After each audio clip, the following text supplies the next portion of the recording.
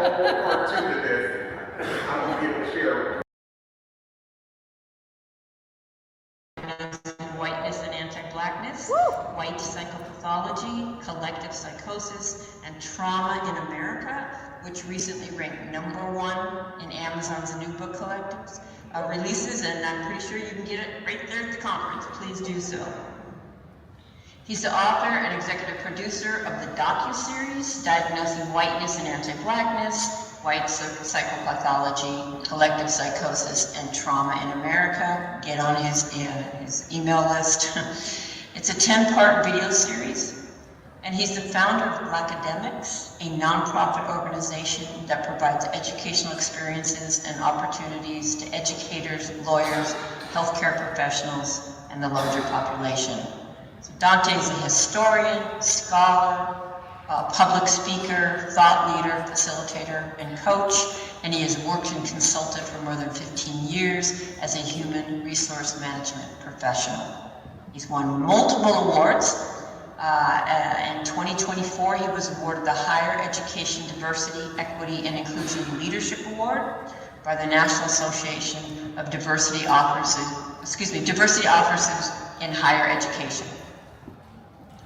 And I have had the great privilege and honor of co-leading with Dante over the last several years, and can say with all sincerity that I have never experienced anyone hold a container for a group like Dante does. And he allows the deepest and most courageous honesty in participants from all points on the racial spectrum. Dante honored me by asking me to write the foreword to his new book, and has honored me again by asking me to read it to you. I will do so now and then turn it over to him. I am white. As I read Diagnosing Whiteness and Anti-Blackness by Dante King, I come across terms such as white sociopath, malignant diabolical psychopathy, and white malignant narcissism. One may reasonably ask, how does that make you feel as a white person?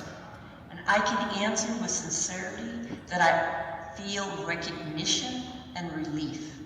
I even feel excited and empowered. Why? Recognition because Dante describes a racial orientation inculcated within me at an early age and continually reinforced throughout my life.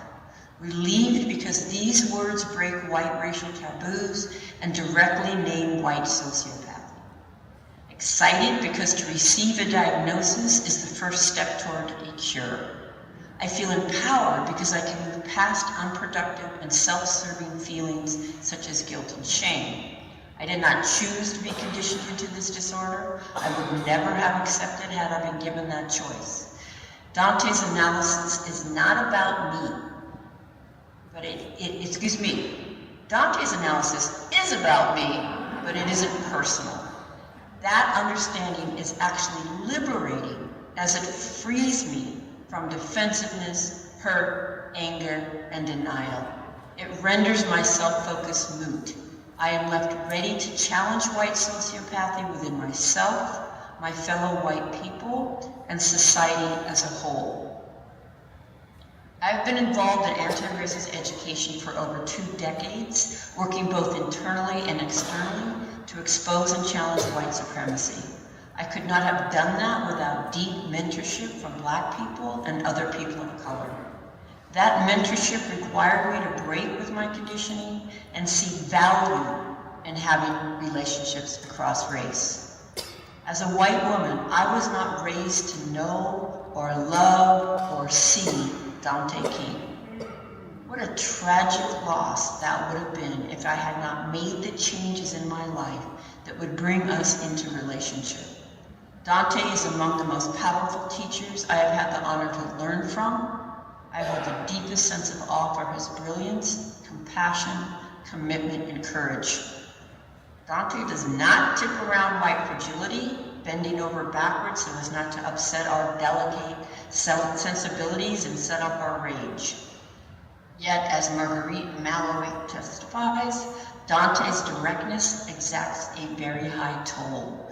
To be Black in the US is to carry a heavy allostatic load due to the chronic stress of white sociopathy.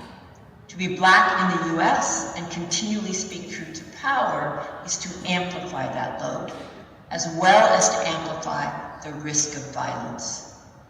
I implore my fellow white people to open your hearts, allow Dante's message in, and feel the urgency. As our country moves ever closer to renewed legal and social entrenchment of white supremacy, our humanity is at stake. We too have an investment in ending this devastating form of mental illness, which so profoundly limits our capacity for full and moral lives. To any of my Black brothers and sisters, I hope to remind you that regardless of the lies we keep repeating, you are not and have never been the problem. I thank you for your attention. I turn it over to my beloved brother, Dante. It comes with a lot of criticism, antagonism, and vitriol. So thank you so much. I'm honored to be connected to you in a relationship and to be here. So it's been impressive upon me that we have 60 minutes, so I'm going to just jump right in.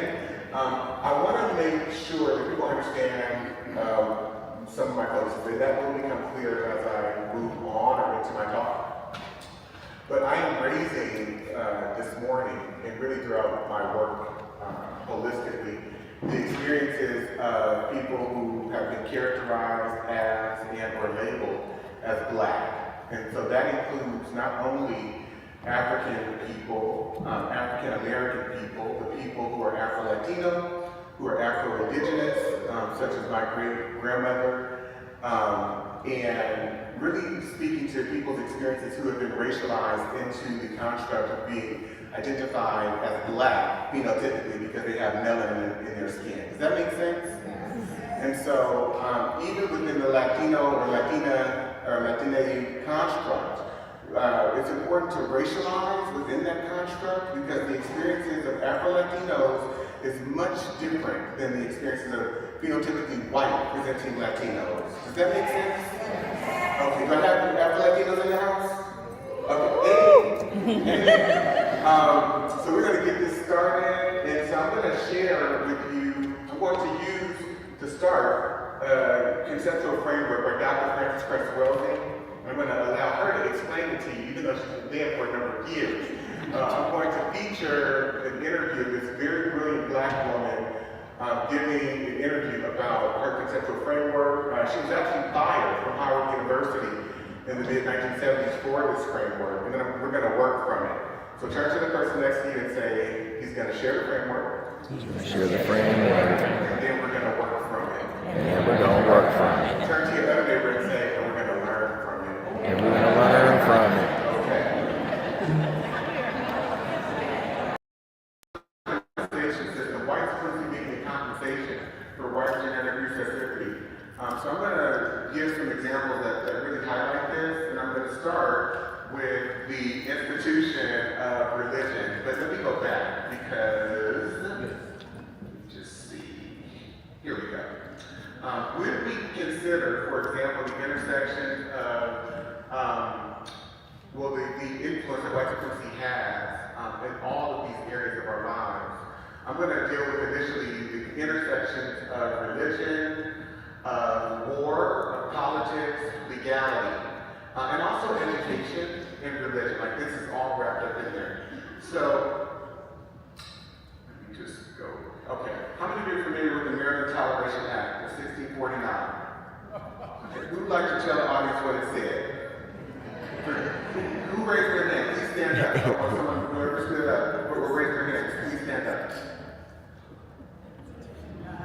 No one. The reason I'm doing this on purpose too, because I have white people that are like, oh yeah, I'm familiar with this, but then when you ask them to recite it, they can never tell you. So if you're sitting next to a white person that says, I've heard of this before, point them out. So I can point them out so I can invite them to go read it. Okay. So the American Toleration Act looked like this. For as much as in a well-governed and Christian commonwealth, matters concerning religion and the honor of God ought to be in the first place to be taken into serious consideration and endeavored to be settled. Be it therefore ordained and enacted by the right honorable Caecilius Lord Baron of absolute lord and proprietary of this province, with the advice and consent of the upper and lower house of this General Assembly, that whatsoever person or persons within this province and the islands thereunto belonging shall henceforth blaspheme God, that is, curse him, or shall deny our Savior Jesus Christ to be the Son of God, or shall deny the Holy Trinity, the Father, Son, and the Holy Ghost, or the Godhead of any of the said three persons of the Trinity, or the unity of the Godhead, or shall use or utter any reproachful speeches, words, or language concerning the Holy Trinity, or any of the said three persons thereof, shall be punished with death, and confiscation or forfeiture of all his or her lands and goods to the Lord proprietary and his heirs. So if you reject Christianity, if you blaspheme God, if you say anything to go against Jesus, you will be murdered. Turn to your neighbor and say, you will be murdered. And all of your assets that you've worked for will be forfeited to the Lord Governor. Forfeited to the Lord Governor. How many of you will resist Christianity at this juncture in time? And please don't raise your hand, because most of you won't even go to a riot or a protest. So if you expect me to believe you, I don't. None of us would. So we have to understand that the weaponization of white religion, of European religion, and how it's been used as warfare, not just psychologically, but physically. I think it's very important too to understand in this what I refer to as the conversion laws. I'll give an example of just one.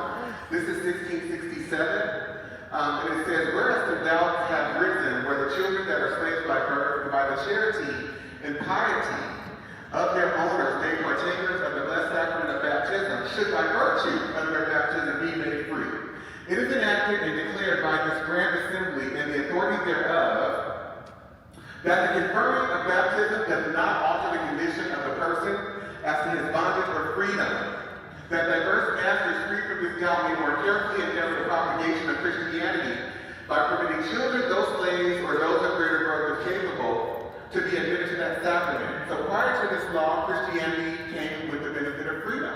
And after this law, it did still for people who were considered free and European.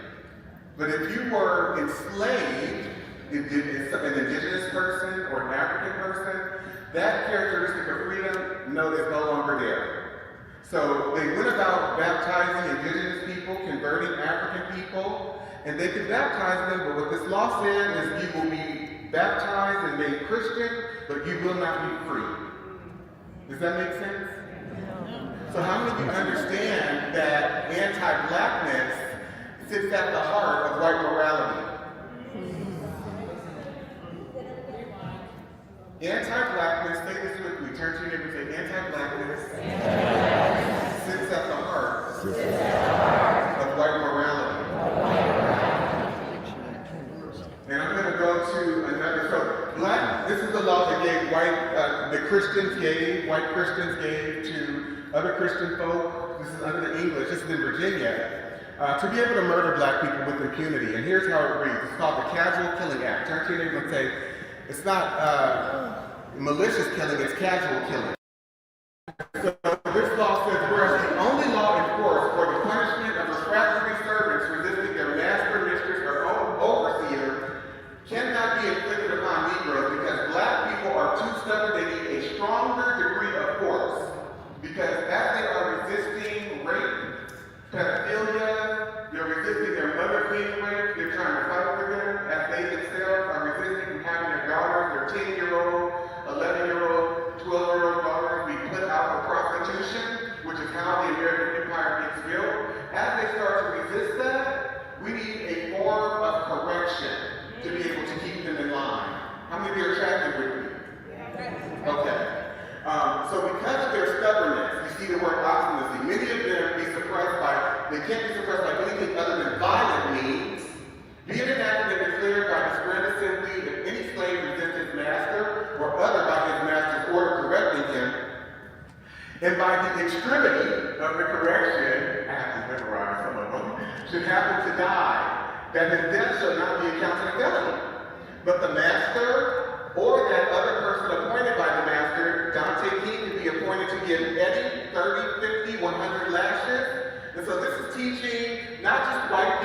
to think about and how to relate to and deal with Black people is also shaping the foundations of what becomes the Black community. Because how many of you know that we weren't Black? We were Ugandan, we were Nigerian, we were Canada, we weren't Black. And so the whole Black construct is one of terror and trauma. And so it said, since, we're giving basically white people the benefit of the doubt, and the entire legal landscape in this culture, and institutional and cultural landscape, is all about giving white people the benefit of the doubt. So each one of these laws and everyone that follows subsequently assumes good intent. How many of you know that a Black person can never assume good intent of anyone? We have no allies here, and sometimes that even includes people that look like us, because they've been trained to adhere to a psychological framework, a cultural framework, a value system, a belief system that aligns themselves with whiteness. And so I have to understand and size up very quickly and accurately who in the room is doing their work. Because even Black people cater to white comfort and seek validation from white people and other non-Black people, and they see a valuelessness when it comes to other Black people. So I have to stay away from those Blacks. Turn to your neighbor and say, you have to stay away from those Blacks. Stay away from those Blacks. And don't get me wrong, I'm very clear because I used to be one of them. And I'm in recovery. And I still suffer or could be or can be given the circumstance or whatever. But I'm working on myself. And so I'm inviting all of you, as I am too, to be on this journey of recovery from white supremacy. Recovery from anti-Blackness. So I'd like you to turn to your neighbor really briefly and just share. What's your initial reaction to some of the examples that I just shared? I'll give you 30 seconds each. Person, just one. A reaction? No one? Okay.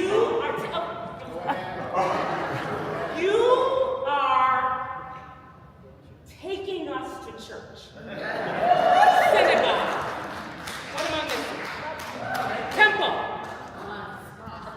Mosque. You are bringing us knowledge to empower us and to help us believe and receive that we are connected to a feeling that we ain't crazy. Look here.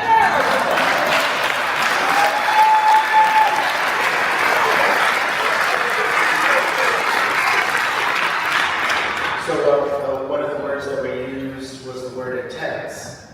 And I asked, well, why would you use that word? And then as they shared, what was coming up for me is I need to ground myself when once again I'm shown something that I was not allowed to see.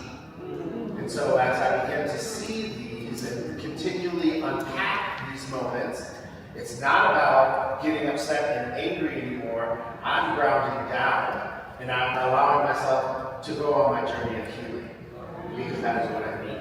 So thank you.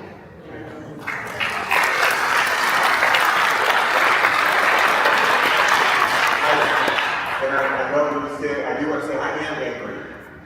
Yes. And I will forever be angry because not understanding this knowledge, I did feel crazy. But I also blamed my parents for things.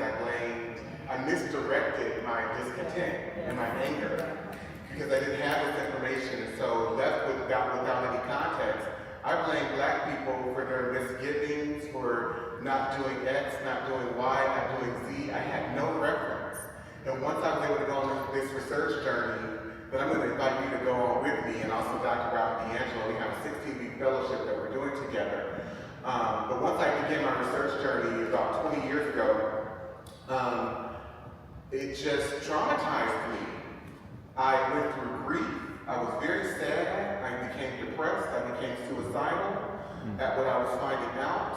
And it allowed me to understand that there's not one African American person in this country or Afro-Latino person or person of African descent who has a lineage that dates back to the antebellum period, or any Black person even that has come since the end.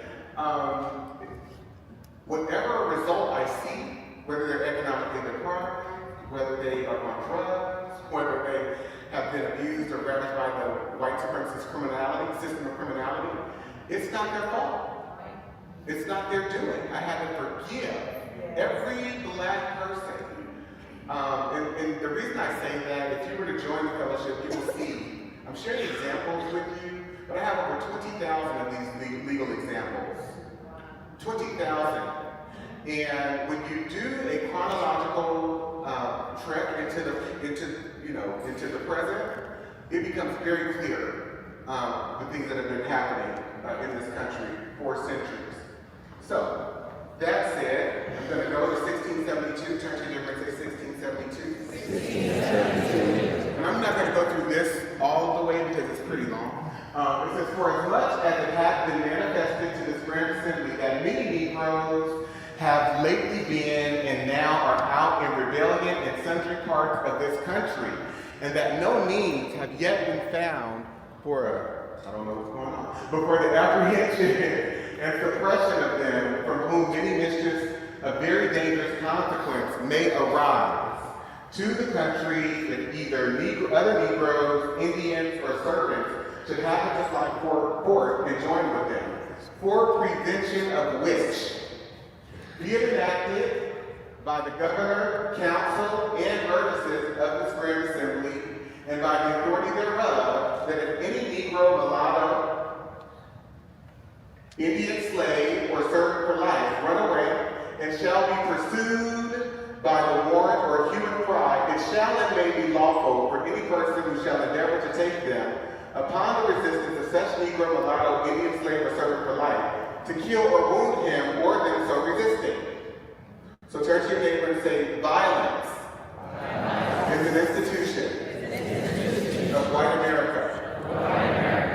Genocide is an institution of white America. Turn to your other neighbor and say, what happens to a people? What happens to a people? When it is programmed into them, that they can murder willfully, without cause, but based on a presumption or assumption that they are in fear.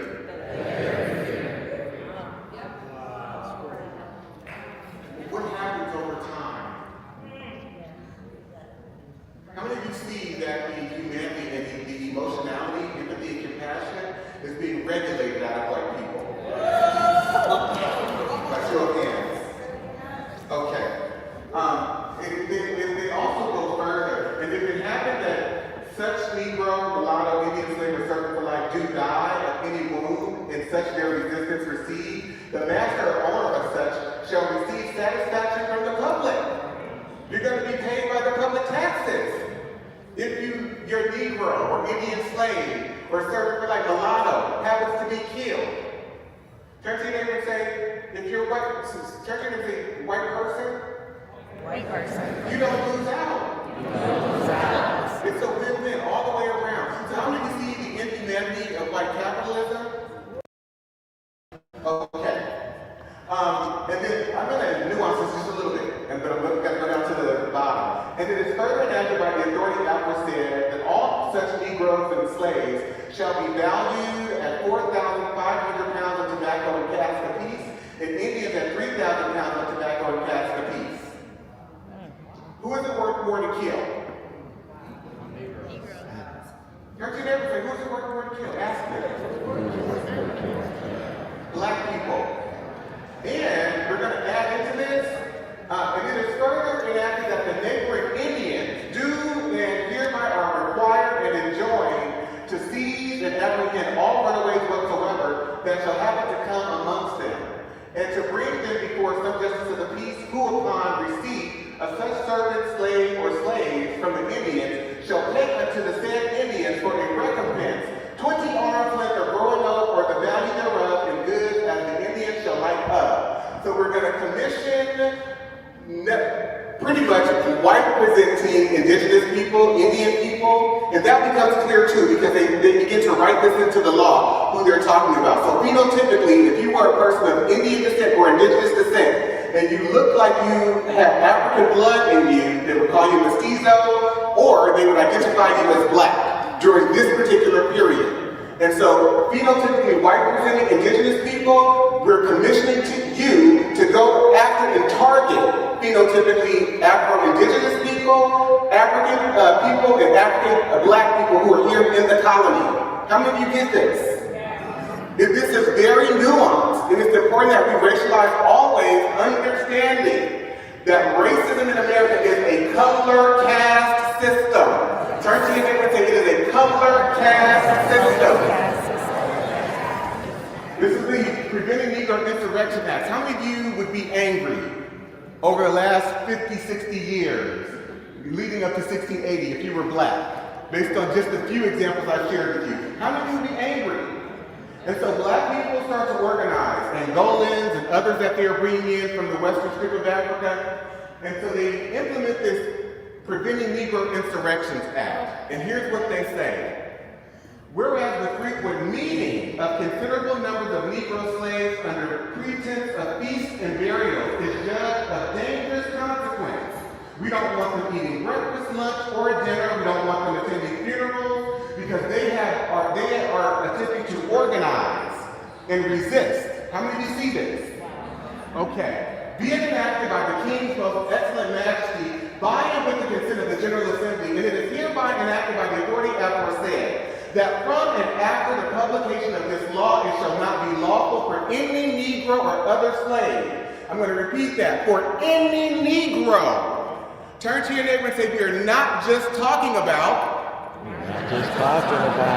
those who were enslaved. Those who were enslaved. We are talking about all Negroes. All Negroes. And so the institutionality, the cultural fabric, the cultural psychology, and the legality of America and all of its institutions are inherently anti-black. This has less to do with slavery and the institution of enslavement than it does anti-blackness. Does that make sense? Yes. And I'm going to break this down just a little bit more. So, being enacted by the King's most excellent majesty by and with the consent of the General Assembly, and it is hereby enacted by the authority aforesaid, that from and after the publication of this law, it shall not be lawful for any Negro or other slave to carry or arm himself with any club, staff, gun, sword, or any other weapon of defense or offense, nor to go or depart from his master's ground without a certificate from his master, mistress, or overseer. And such permission not to be granted but upon particular and necessary occasion. So everywhere a black person goes, they have to be able to justify and explain and rationalize to a white person why they are there. And how many of us have to do that right now? And yes, even at this conference. I won't speak to it, but people ask me, are you okay? And it's not to be helpful. And every Negro or slave for offending, not having a certificate, as After said, shall be sent to the next constable, who is hereby enjoined and required to give the said Negro 20 lashes on his bare back, will lay on, and so send home to his said master, mistress, or overseer. And it is further enacted by the authority aforesaid that any Negro or other slave shall presume or lift up his hand in opposition against any Christian in the European context, shall for every such offense, upon due proof made thereof by the oath of the party before a magistrate, having received 30 lashes on his bare back, will lay on. And so you can't even express your discontent as a black person, because whatever that white person thinks of you as an individual or the collective group, they can destroy you. They can have you murdered.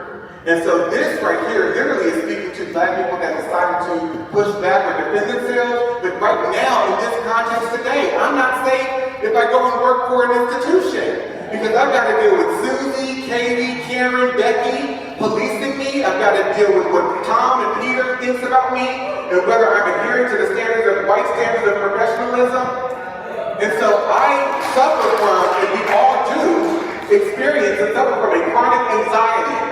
Because black safety depends on the white mind, what any one person thinks about us at any given moment. And so we're never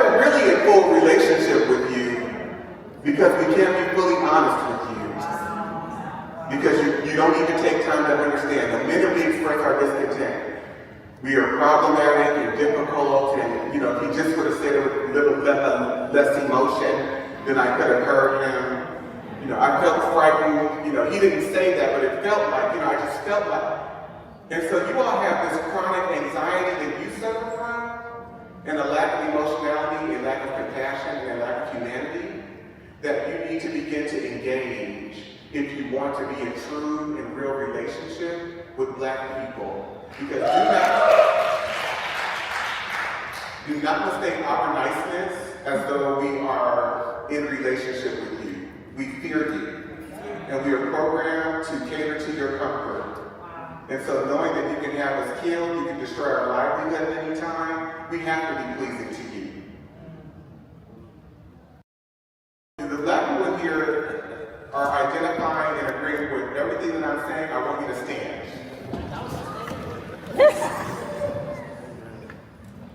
So you can see I'm not just speaking for myself. I don't even know most of these people that are standing, and yet we have this shared experience. Thank y'all so much. I want you to know I love you and I see you, especially the Black women in this room, because you never have gotten the recognition and the appreciation that you deserve, and I honor you.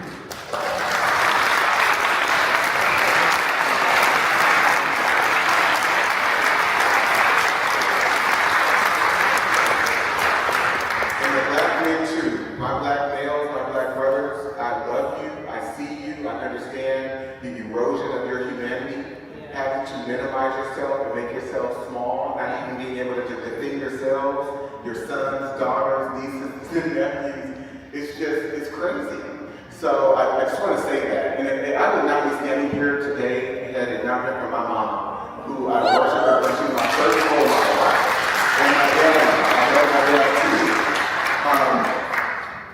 And so it goes on saying, it is hereby further enacted by the authority that said that any Negro or other slave shall absent himself from his master's service and lie hid and lurking in obscure places, committing injuries to the inhabitants, and shall resist any person or persons that shall by any lawful authority be employed to apprehend and take the said Negro. That then, in case of such resistance, it shall be lawful for such person or persons to kill the said Negro or slave so lying out and resisting, and that this law be once every 6 months published at the respective county courts and parish churches in this colony. And so guess what? Stand up for me, white people. Please stand up for me. I just want to share with you, in our service today, we have a new law that gives you the opportunity to ask for a certificate from every Black person that you see. You have the right to police and surveil them anytime you see fit. They have to justify and explain to you why they're at any given place at any given time. And if they raise their hand to defend themselves against you, or even if you just think it, if you presume that they might be going to do something to you, you have the right to report them to the local authority and have them subjected to 30 lashes on their bare back and then sent home to their master. And if that's not enough, guess what additional privilege we're affording to you today in this law? You get to have them murdered, or you can kill them yourselves with impunity. What great privilege. And so now, after this announcement, we're going to have communion, we're going to have some grape juice, and then we're going to pray, because God has given us this authority. How does that privilege feel?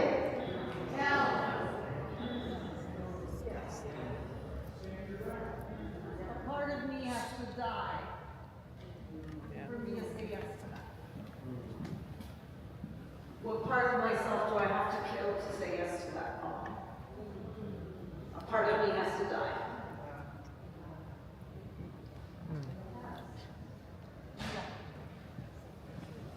Or you can have a seat.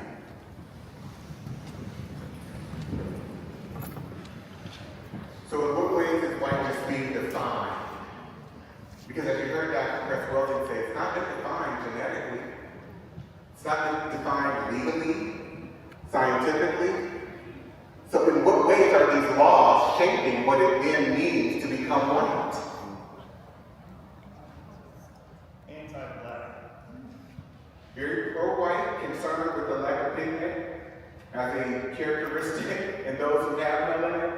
But then there's also a direct target of anti-Blackness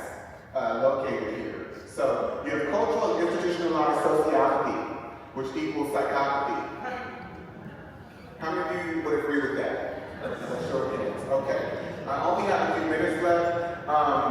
Here's the Black Academics Boot Camp. If any of you are interested, I'll be in person for an entire day at Preservation Park in Oakland, California, and we'll be together all day, just there going through an intense summit of this material and critically examining it. For those of you who want to sign up from the conference, we will give you $100 off. Just email my assistant, jj@danteking.com. Our email is jj@danteking.com. If you would like to join the fellowship I spoke about that Dr. Robert D'Angelo and I are doing, that starts September, and it's every other Wednesday on Zoom from 10 a.m. Pacific time to 2:30 p.m. Pacific time. And we go for 8 months, 16 weeks, every other week. If you register from the conference, again, I will offer you $1,500 off. Just email my assistant, jj@danteking.com. So going back to this and looking at the color aspect, so how many of you see the preoccupation with color? Turn to them and say Negro, Negro, Negro. As white people begin, or Europeans begin to convert, indigenous and African people into Christianity, they have to transition from using the term Christian, because now multiple people are identified by that label outside of the European construct. To several people, or at least a few, that are here. First of all, let me say this. I would not be here if it were not for this gentleman right here, by the name of Marcelo Walker. Please.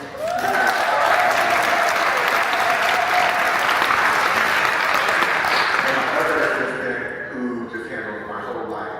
I call her my second mortgage after him. She's not here, but she's just incredible. I want to give some recognition to Dr. Marcus Campbell and Dr. Pat Savage, who are here. If we can give them a round of applause.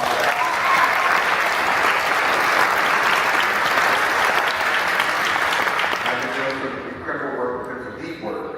And as well as Katie. Katie's here, and where's Kelly? I saw Kelly here too. If you both want to stay. Oh, there you go. These two white women took the fellowship. I think, Kelly, you took it once and then you're back again. So she's taken it the second time, and we've just been building community and healing together, transforming together. So, thank you all.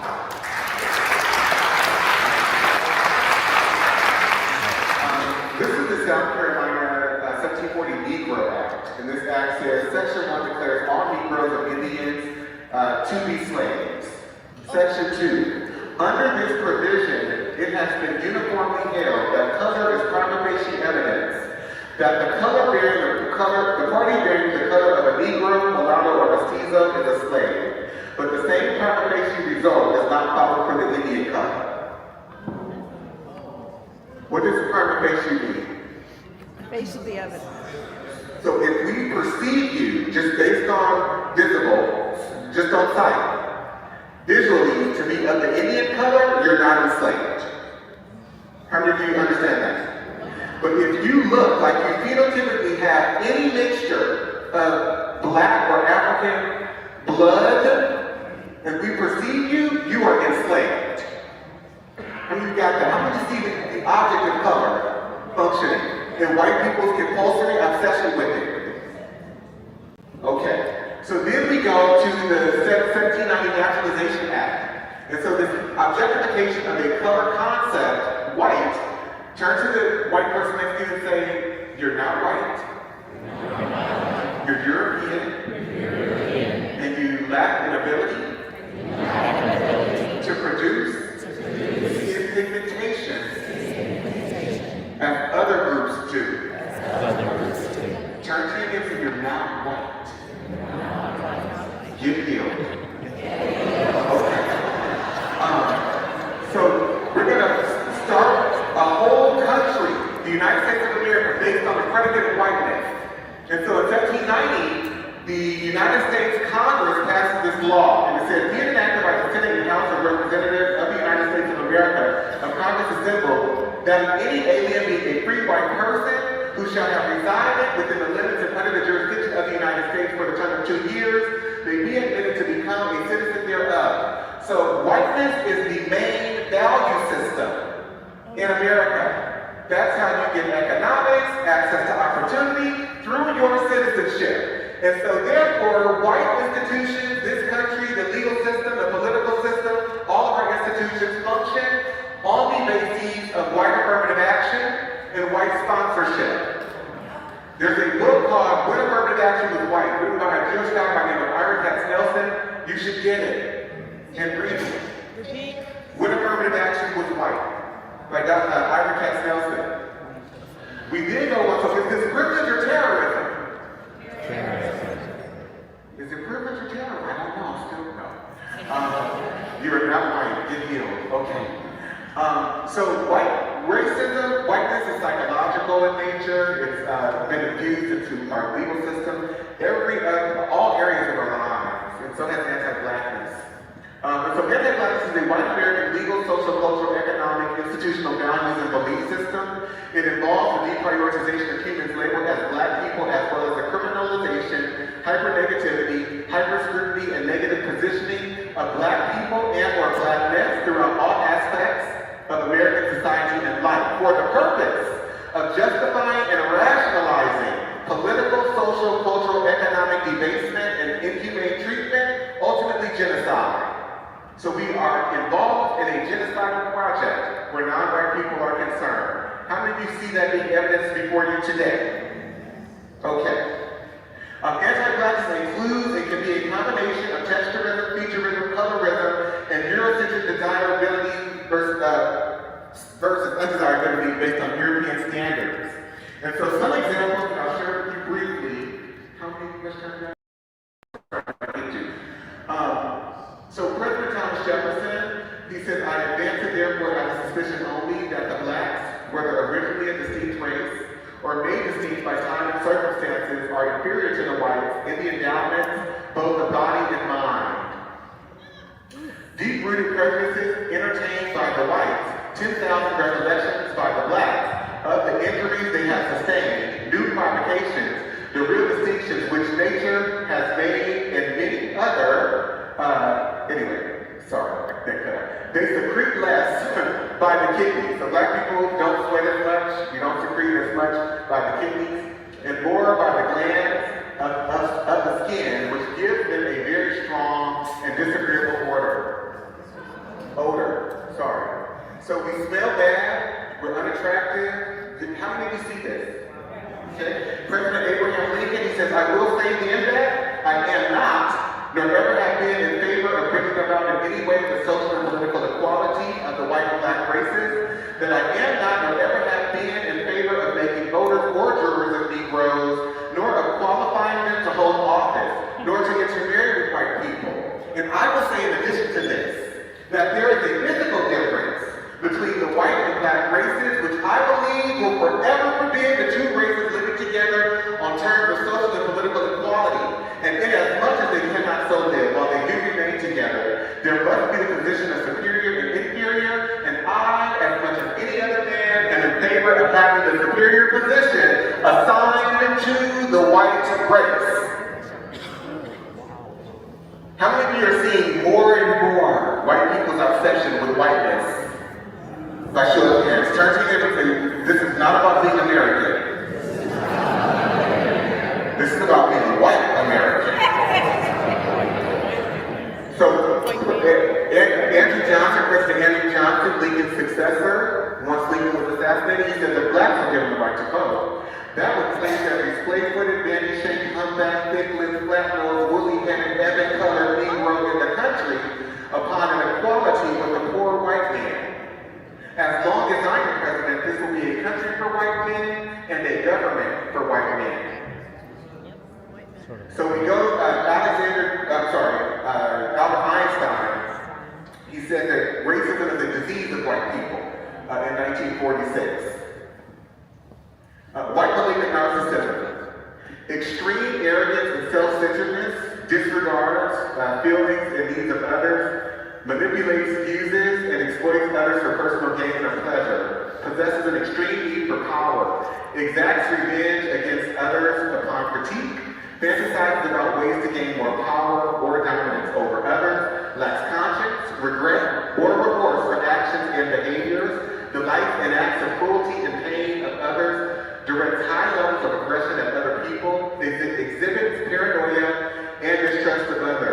I was going to get into, if I had time, the ways in which academic institutions were used to create scientific philosophies to define Black people as inferior. And so if you study the field of psychiatry, white psychiatry, you understand that all of the behavioral determinations that have been made are all made up by white people. And they use their own cultural, psychological orientations to try and define and determine what human behavior should look like for all human beings on the earth. How many of you understand the degrees of narcissism contained in that particular functionality?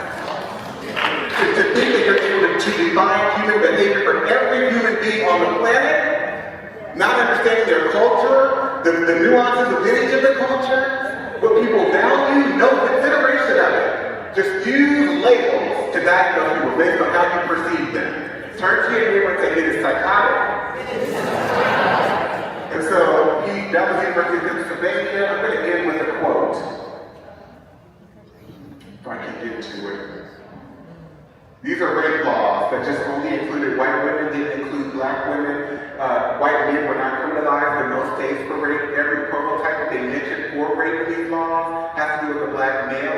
And I'll just share a few examples with you about this. This is Celia, who murdered her 65-year-old master, Robert Newsom, in 1855. And when the judge handed down the instructions for the jury, here's what the judge said. If Newsom was in the habit of having intercourse with the defendant, who was his slave, and went to her cabin on the night he was killed to have intercourse with her, or for any other purpose, and while standing, he was in the floor talking to her, she struck him with a stick, which was a dangerous weapon, and knocked him down, and struck him again after he fell, and killed him by either blow. It is murder in the first degree. So if he was in the habit of raping her, he should have just been able to do it.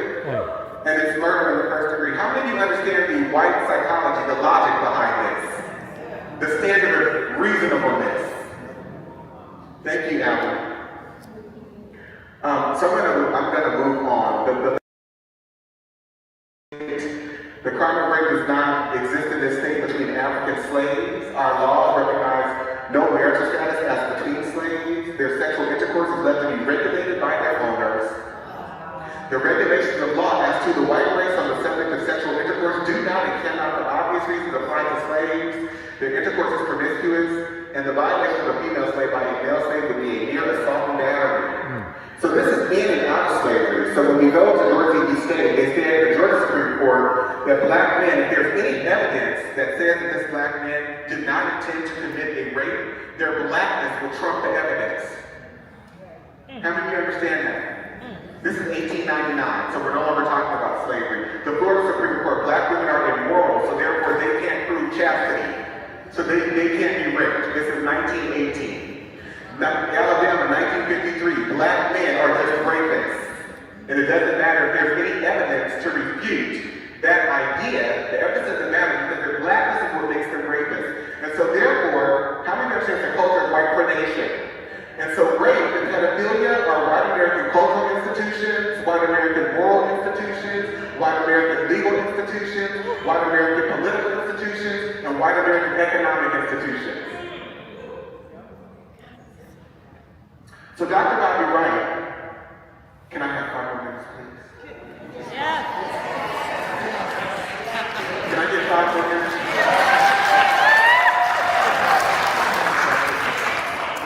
Look short. Okay, short. He's Jay the Stair. So in his seminal work, the Psychopathic Racial Personality, Dr. Wright analyzed the behavior of European Americans toward African Americans through the lens of psychopathy.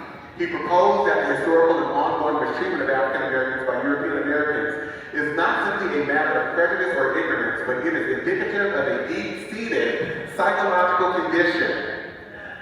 Key characteristics. Wright argued that the defining traits of the psychopathic racial personality include an absence of empathy, a disregard for the humanity of others, deceitfulness, and a persistent pattern of exploiting and oppressing African Americans. He believed that these traits are manifested in institutionalized racism, systemic violence, and cultural domination.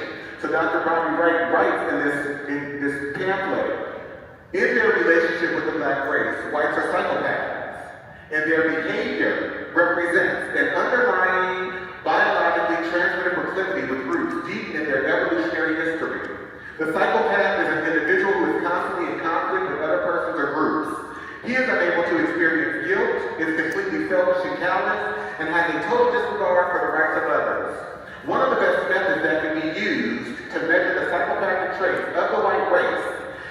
observing and analyzing their universal overt behaviors and attitudes towards blacks. Psychopaths simply ignore the concept of right and wrong. By ignoring this trait in the white race, the lack of ethical and moral development, blacks have made and are still making a tragic mistake in basing the worldwide black liberation movement on moral suasion. It is pathological for blacks to keep attempting to use moral suasion on a people who have no morality, where race is the variable. I want to end with this though. Black and brown people, you have ingested this just as much as white people have. Because you strive in your quest for progress to be just like white people. And so this extends to you. You've been trained to be psychotic. You've been trained to be delusional. Because how many of you are hearing this history for the first time? So many of these examples, by show of hands. The specifics of it. I want you to stand. How many of you are hearing it for the first time? And I'm just to say, everyone in this room is, in terms of the specific examples. I'm sure you can have my presentation. That means you've been living within a delusion. Because you've not known what has gotten you here to this moment. And so you've been living in a delusional state. And so if white people have been trained to be sociopathic and psychopathic where black people are concerned, that is true for you too. Because everything that they believe, you believe. Everything that they value in terms of their educational system, language, logic, all our cultural norms, standards, you brought into that too. So you have to do your own work and start your own journey. Thank you so much for having us.